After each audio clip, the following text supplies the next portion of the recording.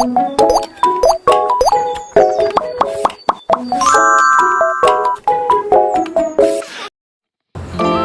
hapon sa inyong lahat. Ako si Asia Coin L. Castillo sa Baitang Siyang Ipil. At ako ang tour guide ninyo papunta sa Emilio Aguinaldo Shrine Museum. Ito ang Aguinaldo Shrine Museum na located sa Kawit, Cavite ng Pilipinas. Ito ang makasaysayang tahanan ni General Emilio Aguinaldo, ang unang Pangulo ng Pilipinas.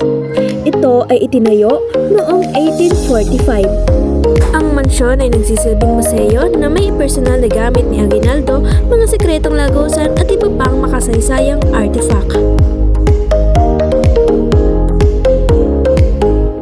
Mapapasukan natin ito at makikita ang mga estruktura tulad ng labanan sa binakayan at panunumpa sa tansa.